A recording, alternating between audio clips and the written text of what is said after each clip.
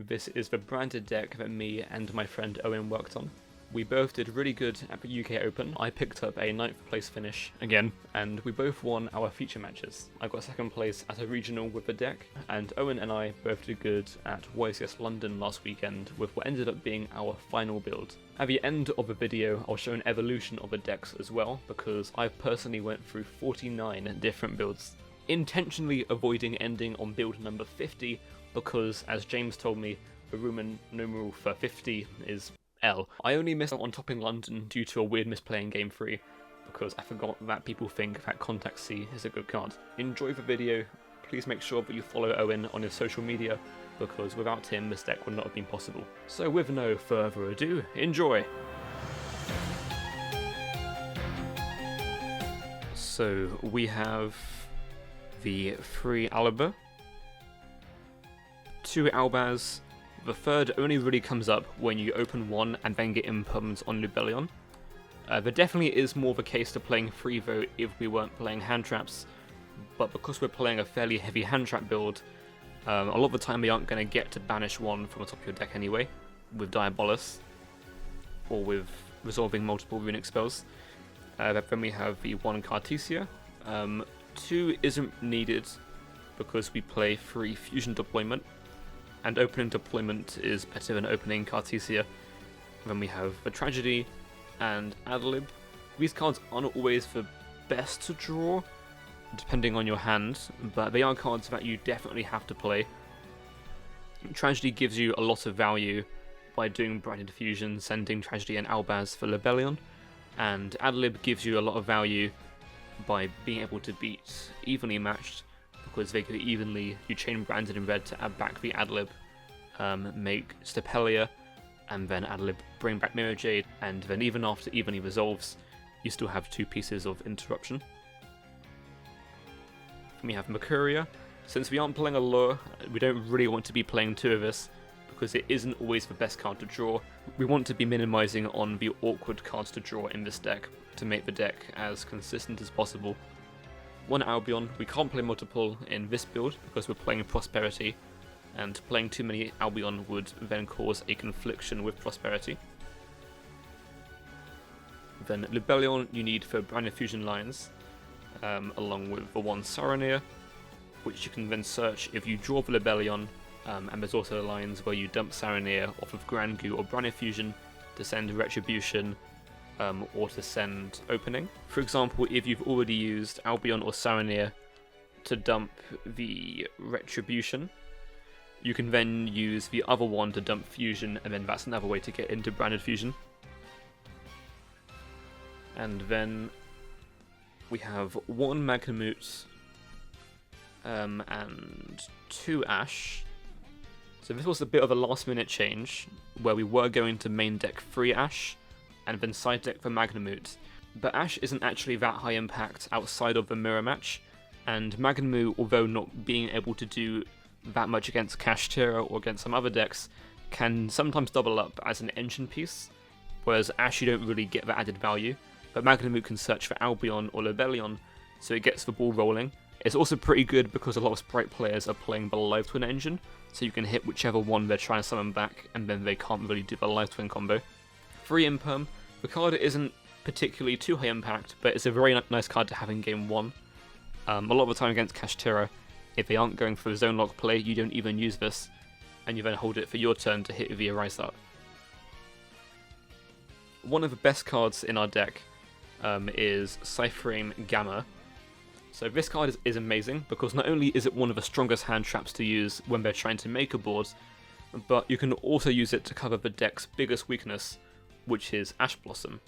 So if you open up Gamma and Branded Fusion, or Gamma Prosperity, you can Prosperity into Branded Fusion, or use Branded Fusion, and then if they Ash you, you can then Gamma the Ash. Or sometimes even, if you have, say, like Prosperity and you have Branded Fusion, you can Prosperity to add Gamma. So then, like, even when they don't obviously Ash the Branded Fusion there, at that point you don't really care, because you can just discard the Gamma off of Lubellion. And then because Branded Fusion has at that point resolved, you can chain block the Lubellion by sending Tragedy and then just discard the Gamma anyway. Which is what makes Gamma so insane in this deck, is because not only is it such a strong hand trap in general, but it helps cover the weakness of Ash Blossom. There's also a cool thing you can do in the Kashtira matchup, which is you can Prosperity into the Arise Heart Passport and add Gamma, and then Arise Heart has to activate via its mandatory effects, so then you can use Gamma there, and then if there's no Infinitrack underneath the Arise Heart, they cry. And then the less cool part about the Gamma engine is Driver. This card grins at us all the time, we always draw him.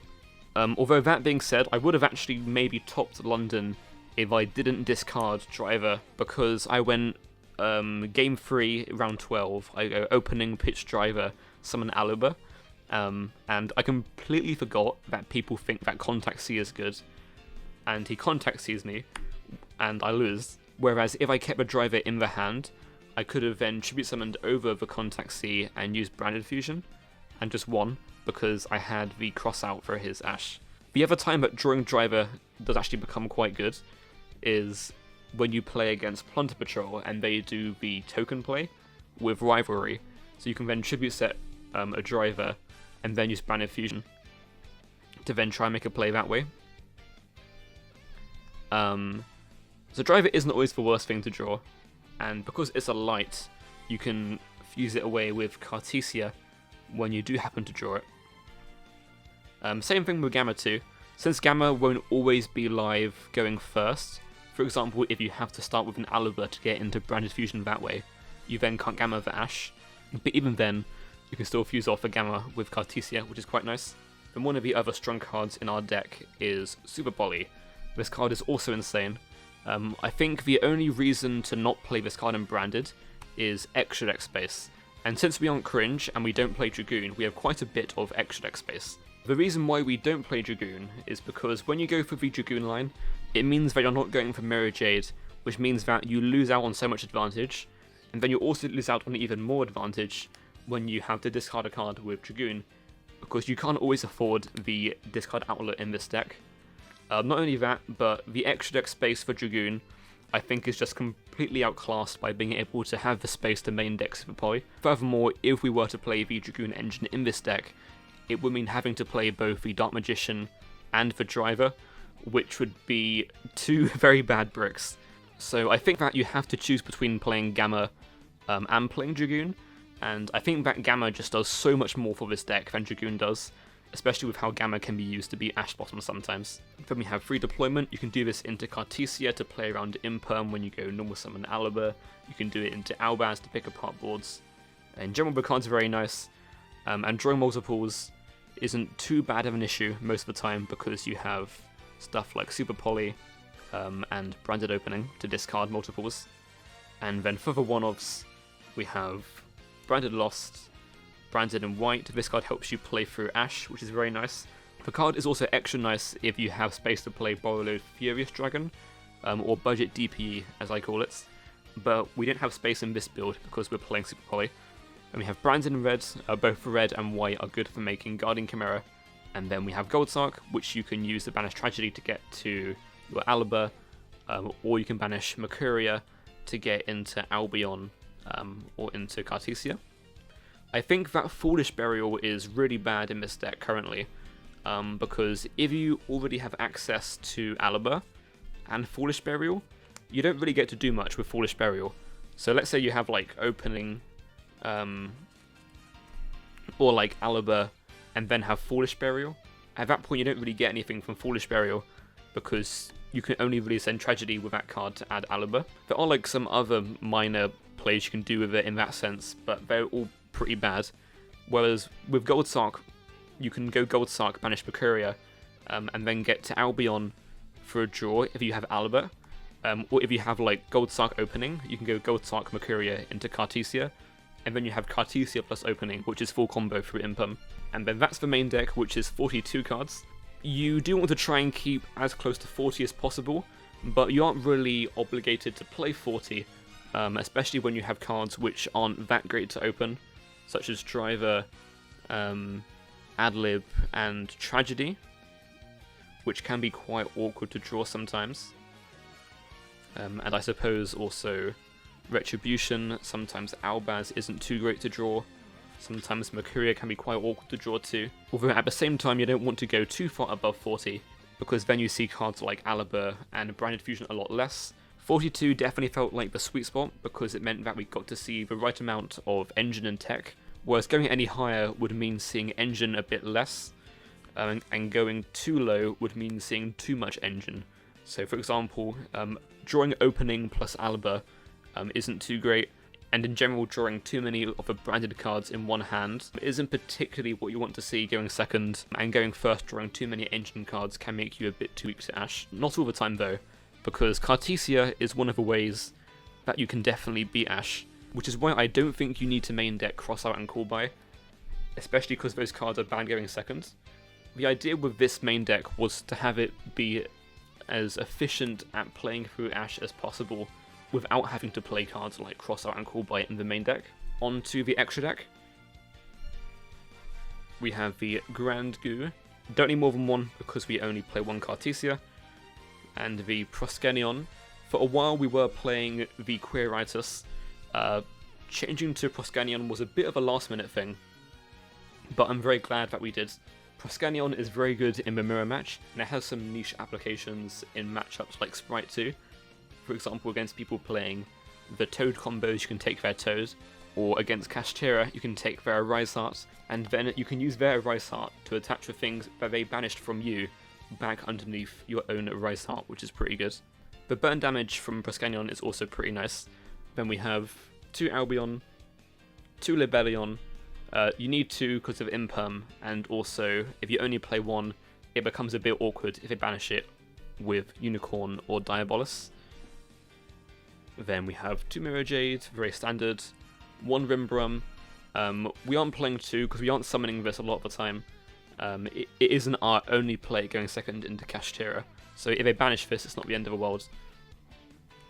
Then we have 1 Rimbrum to search for Mercuria. This comes up a little bit more than Titaniclad, because if you already have used Albion that turn to set from deck, or if you don't have a Branded in Red or Retribution to set from deck, you want to be able to use Mirror Jade, and then have a form of disruption to search. So being able to go Mirror Jade and have a Brigand to search a Mercuria is definitely very nice. We have Guardian Chimera for Branded in Red and Branded in White.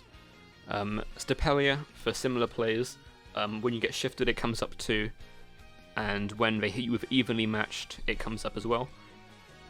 Also comes up for Super Poly, and then also for Super Poly we have Mud Dragon, Garura and Venom. These are all in here mostly for Super Poly, but they do have their own unique applications even when you aren't resolving Super Poly. So for example, Mud Dragon against the Plant deck, which was very popular this weekend, you can use it to counter stuff like Rika's Sheet. You can also use it against Runic to beat like all of their cards. Garura comes up to dump off Grand Goo sometimes to get an extra draw, and then Venom can come up to deal with big monsters like the Ignitor Towers, which no one's really playing, but it is nice to have an out to those sort of cards anyway.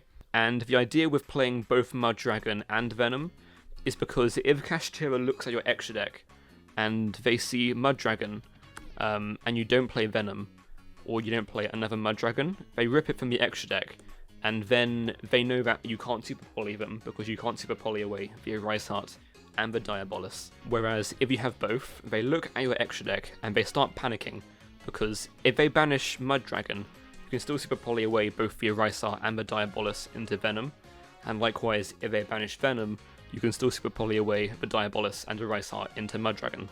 And then that is the extra deck. But before we go on to the side deck, I may as well mention what the banishes with Prosperity would be, if I can find it. So with Prosperity, if you have this card and you don't have Super Poly in your hand, you would normally banish all 3 targets. The Brigand, 1 Mirror Jade because you can cycle it back with Libellion, 1 Libellion because you can cycle it back, and then that would be your 6 banishes. If you do have Super Poly in the hand, you would normally keep whichever one you think is most relevant in said matchup, or blindly you would probably keep the Garura, and then you would probably banish the Stapelia instead of that. Although a lot of the time, if you do have Super Poly in your hand, as well as Prosperity, and your hand is playable, there is one of the times where you would banish only 3 over 6. Then onto the side deck, we have the 1 Shadow Dragon. So the idea with playing Dragon is that without playing Dragon, our deck has no in-engine out to Grave of the Super Ancient Organism. You actually cannot beat this card at all with Engine, but if you play Dragon, you can go Branded Fusion, send Dragon, and then that can clear the Grave. You have to play it quite smart though, against decks like Runic, because they can use Hugin to protect their Grave from Dragon. So you can do things by going for like a Mud Dragon beatdown play, and then that will force them to summon a monster other than Hugin in the EMZ, and then at that point you can go send Dragon and pop the Grave, and then because they have a thing stuck in the EMZ, they can't Hugin protect. So pretty much it's good to put this in against anything that you think would be playing Grave, or I would also put it in against decks like Rika that have a scary field spell, because you can clear the field spell and then they can't tribute your stuff. Then we have 1 Boldrake for a 3rd Bestial in matchups where a 3rd Bestial would be useful. So decks like the Mirror Match, Dragon Link and Dark World. The reason why I think this is better than Durisworm is because Boldrake can be used as a searchable form of disruption, whereas you cannot do that with Durisworm. Then we side the 3rd Ash for the Mirror Match, and they're going 2nd into a lot of matchups. 1 Bell, this does have utility against certain decks, but it's mainly in the side deck for Crossout. So if we open Crossout full combo and they don't have Ash, we can use Crossout Calling Bell to protect our Expulsion, so we can very safely floodgate them with the Puppet and the Expulsion. These cards are very broken. You have to be quite careful how you use them though, because people are very prepared for them. So if you can't do it through Bell, I normally wouldn't go for it. And you also, I think, personally, should never side this in against a Bestial deck. So I never put this in the Mirror Match or against Dragon Link, but I do put this card in still because it can be used as a form of disruption, even if you aren't playing the Puppet in your deck at the time. Then 1 D Barrier. This is good to put in going first against the Mirror Match and some other matchups, but it is mostly in here for the crossouts. D Barrier mostly comes in going first, otherwise against Branded. There isn't really enough room in the side patterns to put it in against other matchups going first, apart from Runic Naturia. Then 1 Called By. It's not worth main decking, I think. It's not good enough going 2nd in game 1 against Kashtira and the other popular decks, and we already have Gamma to help beat Ash in game 1. And in the side deck is quite nice, because it's like having a 4th crossout. I also think that if you're playing a Mirror Match post-side, and they have crossout and you don't, you're at such a huge disadvantage, because crossout is insane in any Mirror Match, but especially in the Branded Mirror Match. 3 Cosmic Cyclone for Runic Naturia, Runic Stun and Labyrinth. And then finally, we side deck 1 copy of Albert the Notice for the Dragon Link matchup. But generally this also comes in every matchup, because at least one of these cards is going to be worth taking out for one of these. Normally one of the less useful Super Poly targets in said matchup. Shout out to go to all my friends who I travelled and stayed with, and to all the cool people that I met over the weekend. Thank you to James, Owen, Owen's mum, Fleet, Connor for being white, and shout out to the guy who thought I was a 14-year-old Dragon Duelist. And also thank you to my new pro team for sponsoring me, which is Tier 0 Games. Thank you all for watching, have a perfectly balanced rest of your day, and yeah, adios.